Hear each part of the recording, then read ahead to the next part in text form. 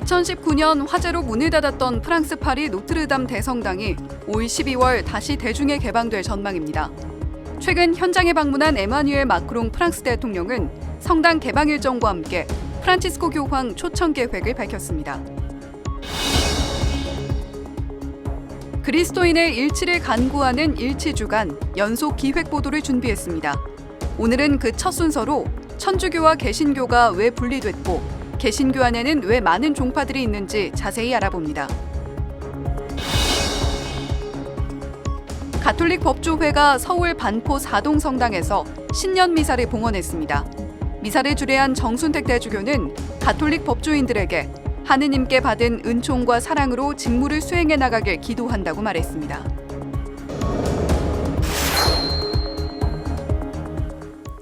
시청자 여러분 안녕하십니까? 1월 18일 목요일 CPBC 뉴스입니다.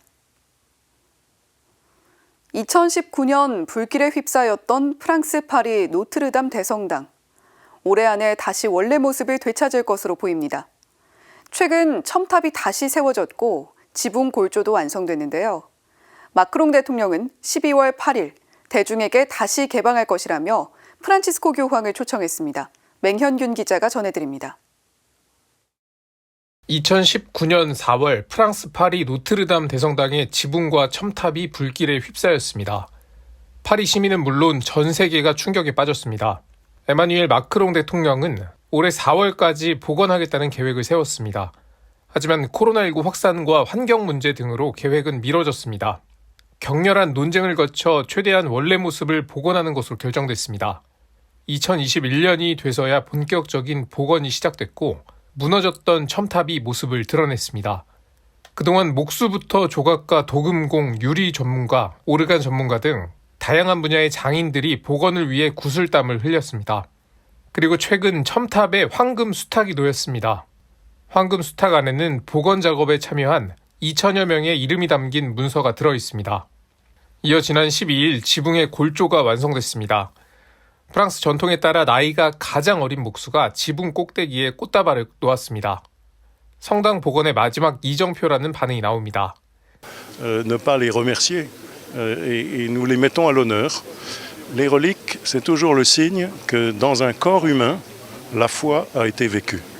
파리 올림픽이 열리는 오는 7월쯤이면 지붕 공사가 마무리될 것이라는 관측이 제기됩니다.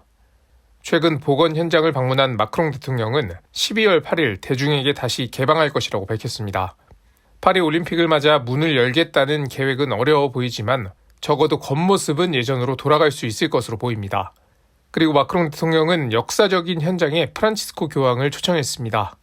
CPBC 맹현균입니다. 오늘부터 성 바오로 사도의 회심 주길인 25일까지는 일치주간입니다. 교회는 이 기간 동안 그리스도인들의 일치를 간구하는 공동 기도를 바치는데요. CPBC 뉴스에서는 일치주간을 맞아 연속 기획보도를 준비했습니다. 오늘은 기획보도 첫 순서로 천주교와 개신교는 왜 갈라졌고 개신교는 또다시 많은 교파들로 분리됐는지 그 이유를 알아봅니다. 서종빈 기자입니다.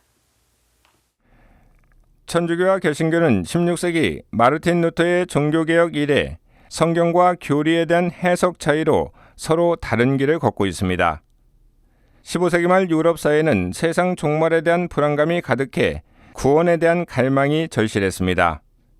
신자들은 성모 신심과 성경 읽기, 반복적인 고해성사 등 개인 신심으로 구원에 대한 확신을 얻고자 했습니다.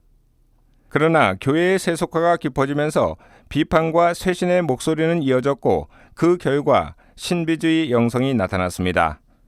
종교개혁을 이끈 마르틴 루터에 대한 평가는 다양합니다. 루터는 아우구스티노 은수자 수도에 소속된 수도승으로 성경 공부에 몰두했습니다.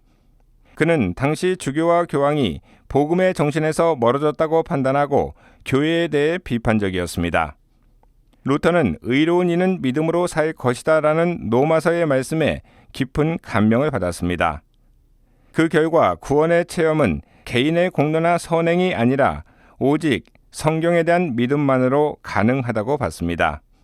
반면 거의 동시대 인물이지만 루터와 다른 길을 가면서 교회의 지속적인 쇄신과 일치를 위해서 헌신한 성인이 있습니다. 예수회를 창설한 노율라의 이냐시오 성인입니다. 가톨릭과 갈라진 뒤 개신교는 성경에 대한 자유로운 해석으로 다시 다양한 교파로 갈라졌습니다. 우리나라의 경우 19세기 말 장로교와 감리교가 근대화의 선봉에서 간접 선교를 통해 들어왔습니다. 이어 20세기 초에는 성공회를 비롯해 감리교, 성결교, 침례교, 구세군, 오순절 교회 등이 차례로 들어왔습니다. 그러나 유감스럽게도 한국의 개신교는 교파별 고유한 교리와 색깔보다는 천주교와 차별화된 신앙을 전파하는 데 관심을 가졌습니다. 현재 한국에는 400여 개에 이르는 개신교 교단이 있습니다. CPBC 서종빈입니다. 가톨릭 법조회는 어제 서울 반포 사동성당에서 서울대교구장 정순택 대주교 주례로 신년 미사를 봉헌했습니다.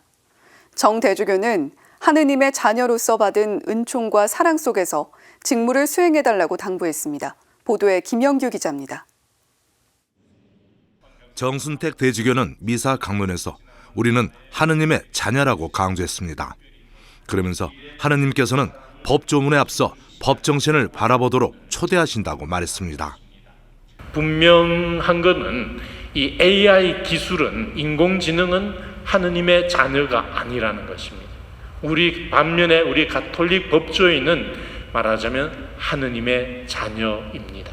하느님의 무한한 사랑과 자비를 믿고 그 속에 살아가고자 노력하는 하느님의 자녀입니다.